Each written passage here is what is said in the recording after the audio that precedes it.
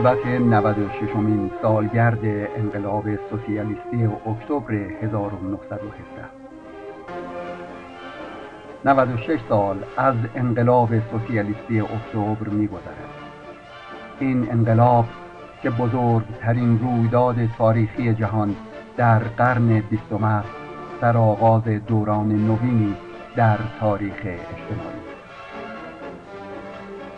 در 25 اکتبر 1917 پرولتاریای روسیه در یک نبرد عظیم علیه سرمایه‌داری حاکم بر جامعه تومار طبقات ستمگر را در هم می‌پیچد و قدرت سیاسی را به دست می‌آورد.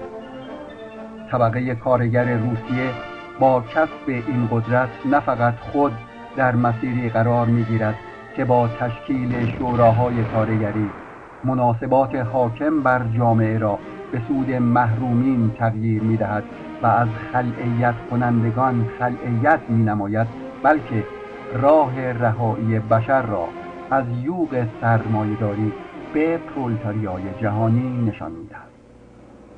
انقلاب اکتبر به رهبری حزب بلشویک که در رأس آن متفکر مارکسیستی مانند لنین قرار دارد، به دنیا نشان می‌دهد که دوران مترقی بودن سرمایه‌داری مدت‌هاست که به پایان رسیده و دوران گندیدگی آن آغاز شده است و انقلاب سوسیالیستی اکتبر، یعنی انقلاب پرولتاری، نتیجه مستقیم این دوران است که وظیفه اولیه‌اش برانداختن نظامات قرون وسطایی و زدودن بقایای آن، یعنی سلطنت، فئودالیسم، مناسبات زمینداری و مسئله ارضی، وضع زنان، مذهب، ملیت‌ها و غیره است و وظیفه نهایی آن تصفیه حساب با تمام بربریت مناسبات سرمایه‌داری و استقرار جامعه‌ای عاری از فقر، جهل، استثمار و طبقات. همکنون در اوائل قرن 21 نظامات عقب مانده قرون وسطایی در اشکالی نو در پیشرفته‌ترین کشورهای سرمایه‌داری جهان به زندگی خود ادامه می‌دهد. نگاهی به انگلستان و سوئد و نروژ و بسیاری از کشورها که هنوز مناسبات عقب مانده درباری و پادشاهی در آن جاری است، و نیز نگاهی به وجود نهادهای متعدد قرون وسطایی مانند کلیساها در همه کشورهای سرمایه‌داری پیشرفته، نشانگر آن است که هنوز سازمان‌ها و ارگان‌های فئودالیسم در جامعه فعال است و در خدمت سرمایه قرار دارد. بیش از 350 سال از اولین انقلابات بورژوایی جهت امحاء نهادها و مناسبات فئودالیسم می‌گذرد. هنوز اندیشه‌های دینی و نهادهای مذهبی نه تنها برچیده نشده، بلکه در اشکال جدید و یا حتی در اشکال قدیم آن تحکیم یافته و در اختیار بورژوازی قرار گرفته است تا امر انباشت سرمایه را سهولت بخشد. هنوز حتی مسئله حقوقی زنان و برابری آنان با مردان حل نشده. فقط نگاه کوتاهی به میزان دستمزد نازلتر زنان در قبال کار مساوی با مردان به خوبی نشان می‌دهد که جامعه سرمایه‌داری نه تنها نمی‌تواند، بلکه همچنین نمی‌خواهد مسئله زن را حتی در حوزه‌های حقوق اجتماعی حل نماید. جامعه سرمایه‌داری نیازمند تفاوت حقوقی بین انسان‌ها، زیرا این تفاوت یکی از ابزارهای انباشت سود برای سرمایه‌دار است. سرمایه‌داری بدون خصلت انباشت سود نمی‌تواند وجود داشته باشد. انباشت سود در جامعه سرمایه‌داری به نوبه خود ناشی از مالکیت خصوصی بر ابزار تولید است. آنچه که در جامعه سرمایه‌داری به معنای واقعی مقدس تلقی می شود، تنها مالکیت خصوصی. تقدس همه نهادها، اندیشه ها و پدیده های دیگر تماماً ناشی از تقدس مالکیت خصوصی. مضمون اصلی انقلاب سوسیالیستی اکتبر از بین بردن این تقدس اصلی. دولت شوراها برای دستیابی به این امر ابتدا دست به کار حل مسائل مربوط به انقلاب بورژوا دموکراتیک می شود. دولت در 3 ماه اول انقلاب علی‌رغم مشکلات عدیده‌ای که بورژوازی داخلی و جهانی در مقابلش ایجاد کرده است، موفق می شود بسیاری از این وظایف را به انجام برساند. همه ملت‌های غیر روس به جمهوری خاص خویش با مناطق خودمختار دست می‌یابند. قراردادهای اسارتبار تزاری با کشورهای دیگر لغو می‌گردد. مسئله بی‌حقوقی زنان حل می‌شود. از نفوذ دخالت دین در امور اجتماعی جلوگیری به عمل می‌آید. به طور خلاصه در همان ماه‌های اول انقلاب سوسیالیستی بقایای نظام فئودالی با تمام مظاهرش نابود می‌گردد و اینها همه در سایه دولت شوراها که به مثابه شکل مشخص دیکتاتوری پرولتاریا ظهور می‌یابد فرجام می‌پذیرد.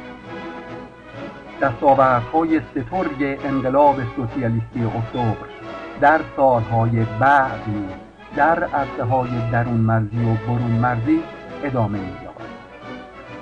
جامعه‌ای که 80% آن را دهقانان تشکیل می‌داد، بعد از انقلاب و در سایه فعالیت شوراها به جامعه‌ای تبدیل می‌شود که ریشه بیسوادی در آن از بین می‌رود و روستاها خود از تمام امکانات شهری برخوردار می‌گردند. کشاورزی مکانیزه می‌شود. از این طریق رشد و مرغوبیت محصولات افزایش فوق‌العاده می‌یابد. سیستم مجانی بیمه‌های اجتماعی و رفاه اجتماعی ایجاد گشته و گسترش می‌یابد.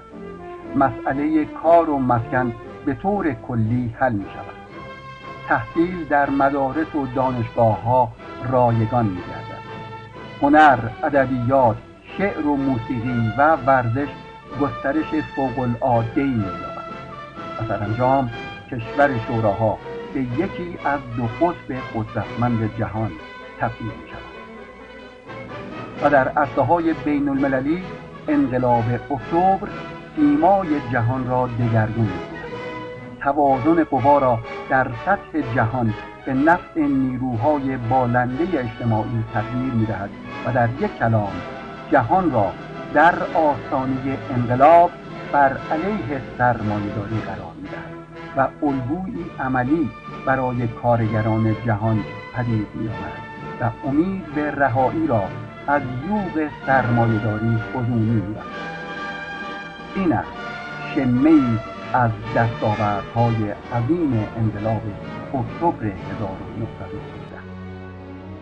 اما در این میان سرمایه‌داری نیز بیکار نمی‌نشیند و به انواع مختلف بر علیه این دستاوردها در عرصه جهان به فعالیت می‌افتد. توطئه می‌چیند، فریب و سرکوب و کشتار را در اشکال متعدد به کار می‌گیرد.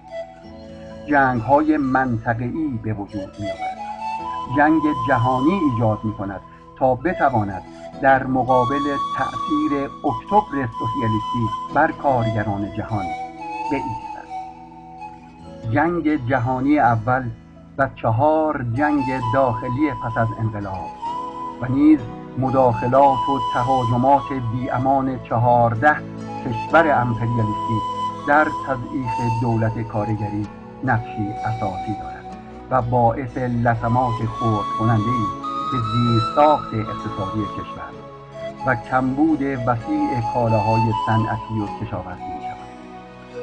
محاصره اقتصادی و قحطی باعث می‌شود که شوراها توان پاسخگویی به نیازهای روزافزون کارگران و دهقانان را از دست بدهد.